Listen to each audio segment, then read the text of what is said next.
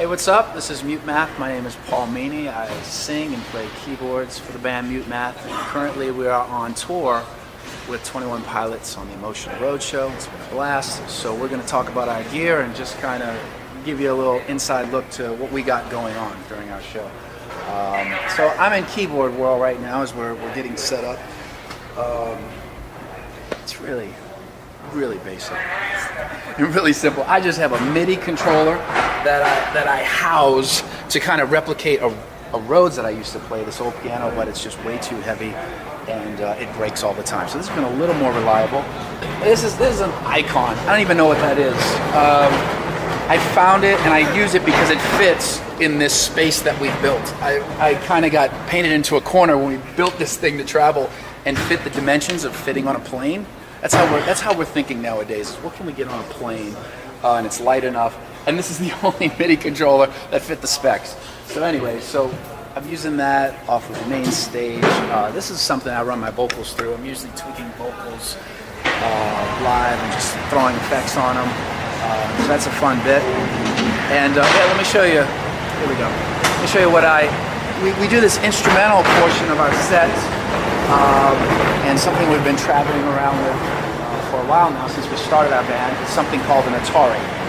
Now what is an Atari? I get asked about this a lot. An Atari is this old game system. This is something we might have in common with Great Invaders because this was made from the game Space Invaders from an old Atari system. So basically if you can imagine the old Atari game Space Invaders and Radio Shack having a kid, an electronic store kind of getting duct taped all together with Space Invaders, and it just kind of makes these crazy sounds.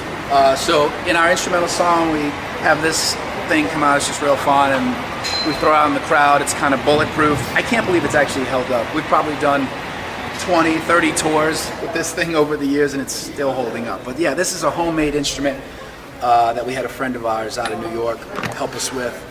Darren had started getting into circuit bent electronics and he made something from a cigar box and a science fair, I don't know, oscillator system that he got from Radio Shack, and it was really fun, and it broke after the first show. So we liked the idea, and it was this little noisemaker box, and we threw it in the crowd and they could play it as well. But we needed someone to help us engineer something that would hold up. So we found this guy online who was doing circuit bent electronics at the time, Tony from New York, Long Island, New York, and he helped put this together for us. But yeah, Darren got the idea going back in the day when we first started doing shows. And then I play a guitar as well. The one I'm going to show you is broken, as most MuteMath things you will find out on this gear tour. So the guitar is normally triggering samples. Right now it is broken, so it is merely a prop that we have backed up on computer. So if anyone from Korg is watching this, help me out. I need a new one. This guy's barely hanging on. But that's it. That's my world. One thing we brought along on this tour is one of the oldest tricks in the book, but I can tell you there is nothing more dynamic, I think, visually than a well-placed disco ball. So that's what we have. We're rocking the disco ball, which has been really effective. And along with that, we have this light setup, these strands, these beams that we just kind of imagined for this Vitals tour we've been doing. 21 Pilots was kind enough to let us bring this along, even though we're an opening band. And it's been nice for the whole show. So this is our lighting tech. Mr. Dane, how are you? Good, how are you? Well, most of my stuff is pretty much designed to live in these carts. So every day I get a couple hands and unstack them, get it all built. I go through and network it all, and then once it's all networked, I straighten it all out, make it all perfect, make it all line up great. And then once all that's done, I go out to front of house and I make sure our media servers all talking to their consoles and all that stuff. And then once our turn on stage happens for our sound check, I build, basically update the programming for our lighting, but also 21 Pilots lighting. So that's primarily what I do is the programming in. Like, the setup of this is pretty easy, everything's straightforward, it plugs in, but most of what I do is kind of on the programming end, kind of talking to their stuff, making sure everything's doing really well with everything. So. Well, basically, they're using a MA2 lighting consoles out front of house, and then we have our Chaos media server that talks to pretty much all the pixel strips, talks to all the brains, and it just makes basically all the lighting happen. And then the lights themselves are all run off the same console. So we're running through their MANet system, and then I control a couple of trusses of their lights, our lights, and everything from that same system. So basically 2 different protocols there that we're using. Alrighty, hi. My name's Darren. I'm the drummer for MuteMath, and this is my kit. I've used it both on recordings and live for quite some time. I have a whole lot of drums. I prefer vintage, old drums from at least the 70s or earlier.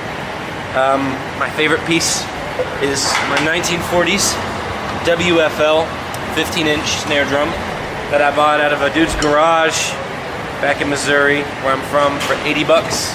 And this snare's been with me for a decade now. Every record from our first record through our 4th and most recent record, Vitals, I've used this snare. Not exclusively, but it's always at least on a couple of songs. And then just a good old 1960s pre-CBS buyout. So, before 67, Rogers kit that I also got a real sweet deal on. And then these Rototoms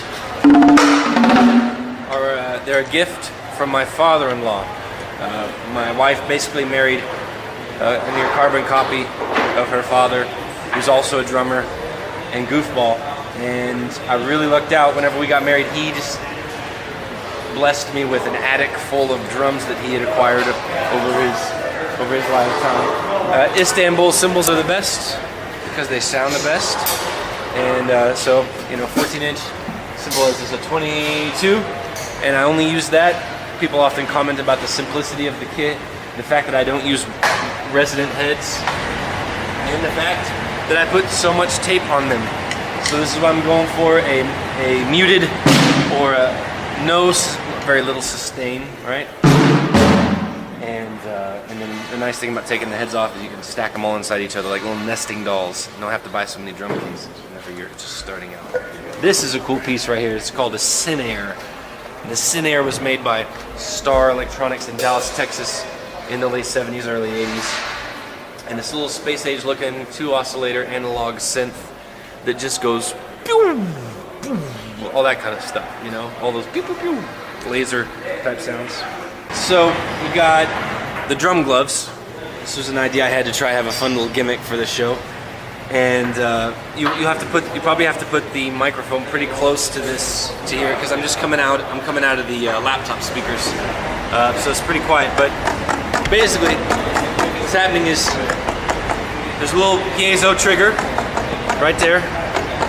We got these drum gloves, and that's going into this custom-made Arduino computer. That's what's causing the lights to trigger. The audio sensors are going MIDI this old drum cat. And here's what's infuriating about gear these days, a little thing called planned obsolescence. And all you electronics companies, we know what you're doing. You're making these cheap little adapters, cheap little circuits that break and fall apart. I buy those Roland SPDSs, and then they break, you buy them again, and they realize, well, if we get them to break every year, they'll have to buy 3 of them, keep touring. So I use a 1980s drum cat for my triggers, and it's got this nice, sturdy metal power source. It's got a lot of trigger inputs, several MIDI outputs. It's made out of metal. They made things out of metal in the 80s. Still, for a while. Anyhow, I pour water on it, I kick it, I drop it, and it stays alive. Those cheap things that they sell these days, you can't take it. So, sometimes it's better to buy old stuff. Sometimes it's obviously not. But that's my kit. Backups for everything. I got this little backup thing I bought in Lawrence, Kansas the other day. Pretty little Ludwig. And I got a kit back home that matches it. So I have everything but the snare. So I bought that. A big old 24, I think, marching drum. And this is another one my father-in-law gave me. Obviously somebody painted over it. It's kind of infuriating. It's obviously this beautiful gold sparkle, but somebody painted over it. I think probably because part of the finish is missing right here. So on a day off, if I feel bored, I think I'm gonna try and get some, I don't know, paint remover or thinner or something, and at least get all this spray paint off of it. But that's my setup out here on this Emotional Roadshow tour, and yeah, I have a lot of fun. Hey, how's it going? I'm Roy from MuteMath, and I play guitar and I play bass in the band. This guitar is a very special guitar to me. It's from Sublime Guitar Company out of Tampa, really close friends of mine. So this artwork is from one of my favorite artists named Jean-Michel Basquiat. He was a contemporary of Andy Warhol, and I just really dig his work. So I made this like collage thing just over the guitar, initially as an idea to present to the company, saying, "Hey, can you make this?" And they're like, "Nah, I don't know. We can make." First of all, it's copyrighted anyway. But for me, it's just for my personal thing, and they don't sell this guitar, so that's it. You know, I use Ernie Ball strings, and I like gauge 11, so a heavier gauge, even sometimes 12s or higher. And these are just the stock pickups that come on the Sublime Guitar Company. And you know, talking about Basquiat, I love Basquiat so much that I had my good friends at JHS do a recasing for me of some more artwork from Basquiat for this is a DD7 recase, which is a Boss pedal. And JHS is one of the best pedal companies out there. And I use a lot of their stuff. The Morning Glory, the Twin 12, the Color Box, but this is like one of the best pedals out there in the world. And their Mini Fuzz. And then I have, you know, the typical, there's a tuner, a D7 Ibanez delay, which is a cheap delay, but very magical.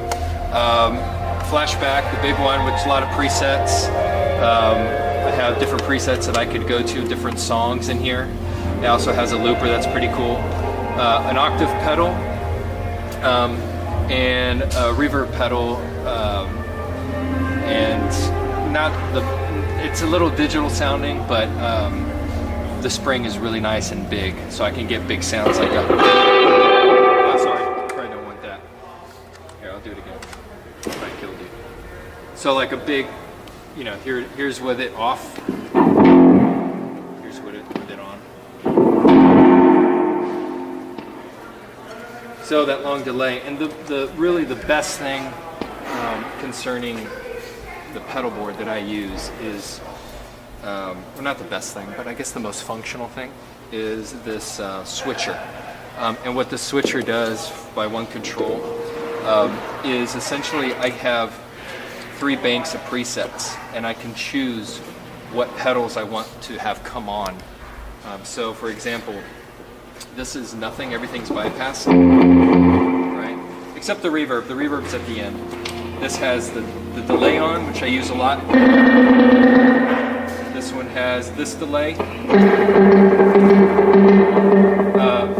This one has, but both of them together.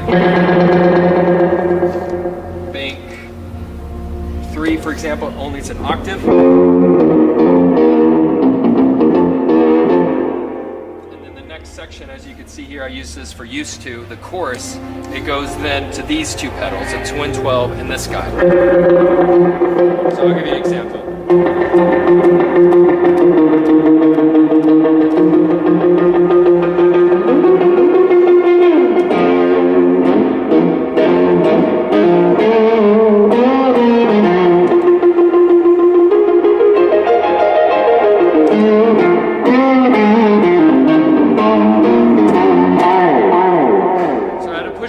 I could switch on all my pedals and program it the way, or turn them all off. So I'm not dancing around doing the pedal dance, you know. I love it. It's changed my world. The other guitar that I have here is another Sublime guitar company that they made for me recently. It's also, this model is called the Chieftain, by the way. And I had some special pickups, Porter pickups put in. Gold foil, so it's more of a vintagey sound, and this guitar sounds fantastic. It's super warm and just big sounding. I use them depending on the song, depending on what's going on in the set, because we've been switching songs. So for certain songs, I feel like this guy's a little bit better, and then I'll switch back to this other Chieftain, which is pretty similar. And then I play bass as well in the band, and this is actually a bass that I have borrowed from a friend. This is 72 P bass. I also have a P bass very similar to this that I own that I just didn't bring it out. But my good friend Eric Van Lugo allowed me to take this bass on tour. I just put some flat wounds on it. That's a big thing that I do that most people don't. So if you can look at the strings, they don't have the ridges, they're flattened out. So if you feel them, they're smooth, which gives it a duller, more like punchy, vintagey sound. I run my bass through the exact same setup as I run my guitar. The only big difference is normally I just don't have very many effects. I just turn off the reverb and I switch to bass mode. So you can see there's just an AV switch.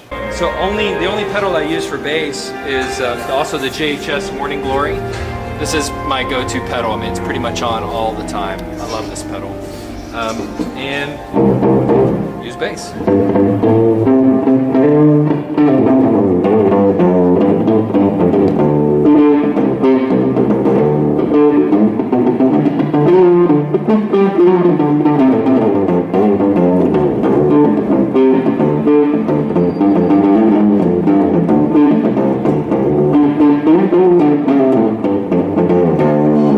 Yeah, I've been using Ernie Ball picks as well. They made us these nice custom picks, normally a heavy or extra heavy pick. And I use pick on bass a lot as well. Just get a little bit more attack that way. And if I want to smooth it out, what I do is do a lot of palm muting. So I put like, instead of going, I use that technique, which is closer to, it just gives it a little bit more attack with the pick. And sometimes, I mean, some guys, the cool thing is that I still have all access to all these delay pedals with bass, which is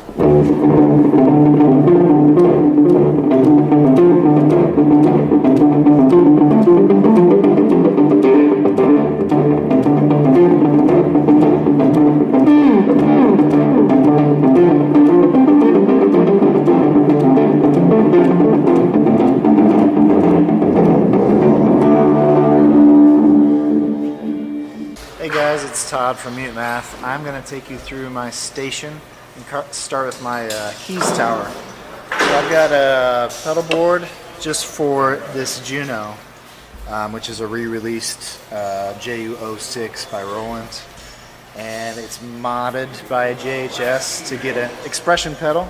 This is totally just, I'm diving straight into gear nerddom, but so the expression pedal, it controls the VCF frequency, which basically, it means that when it's not plugged in, I have to open the filter with my left hand.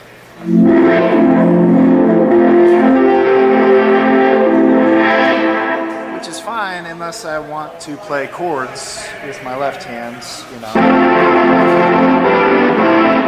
then I'm stuck. I have to like take a break. So we sent them one of these and they ripped out the guts. I should show you the underneath, but I'm not going to. They just basically just dug a hole into it and modded it to where I can leave it there and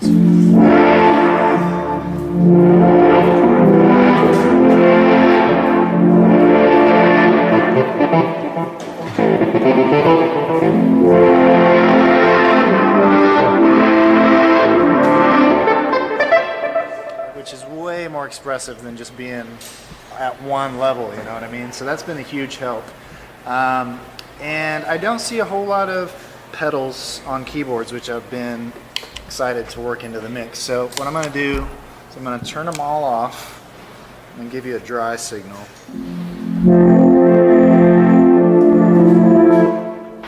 Which is decent.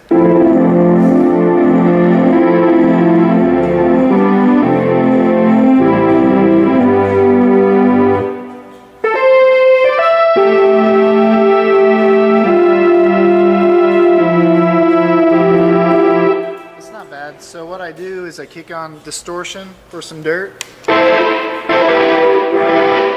makes it sound a lot better, and then some delay, usually some delay, and some reverb.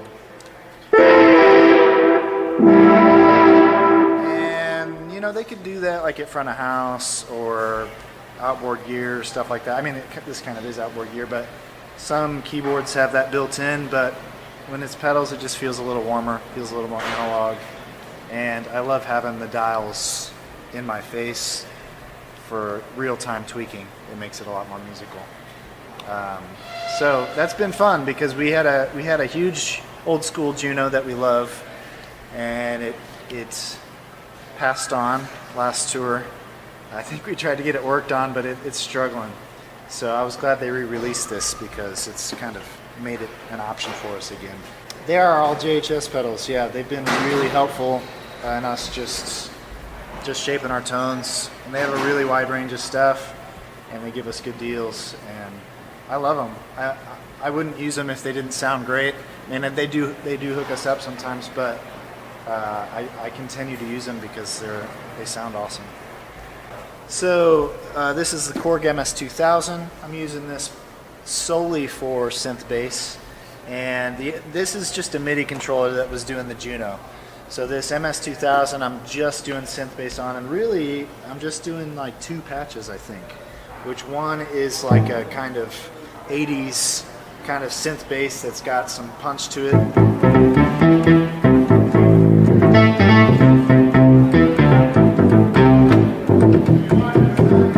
That's that. The other one's kind of warbly and dirty, stuff like Used To and Blood Pressure, some of the heavier stuff that we've been doing.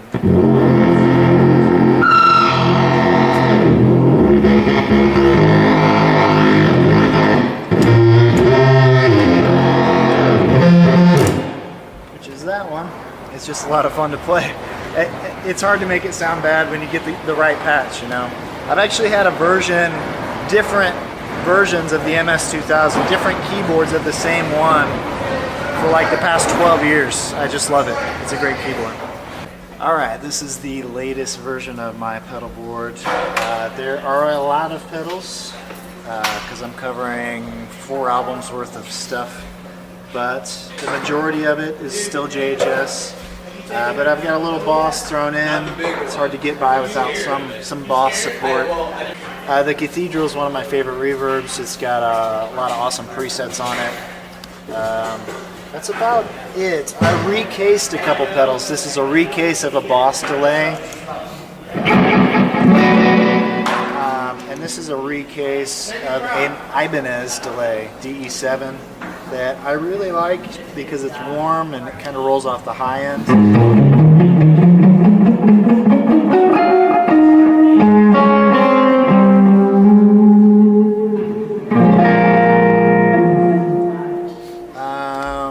It's just great. I can't do without that one. And a lot of people ask about the noise that we make at the end of the shows, which is just turning that guy all the way up.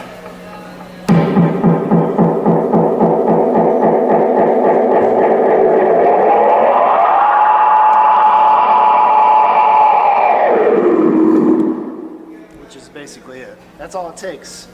It sounds fancy, and I'm really just turning that knob up all the way. Sometimes they ask me like, what's the one pedal or 1 or 2 pedals I wouldn't want to do without?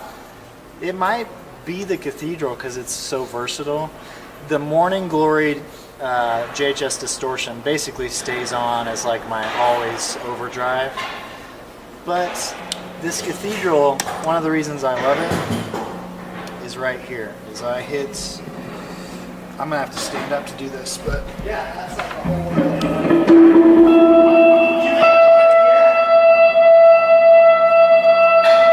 So you can freeze a note and then play underneath it.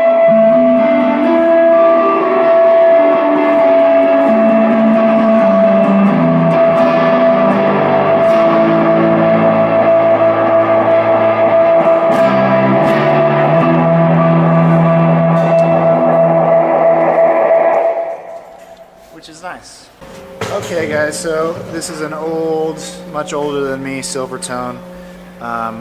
We kind of are addicted to it and can't get past it, so I use it for most things. It just sounds unique. It's a little different than most guitars. So here's just a dry tone from it.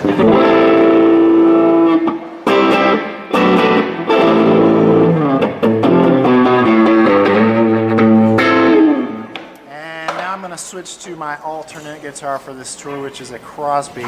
Magically with video, I'm going to switch. And this is the Crosby. It's a new company. He just started making guitars this year, and they're really fun. They're unique. They're made to kind of look old and bizarre. But we commissioned him to do this one just because it was fun, and he wanted to do something fun with us.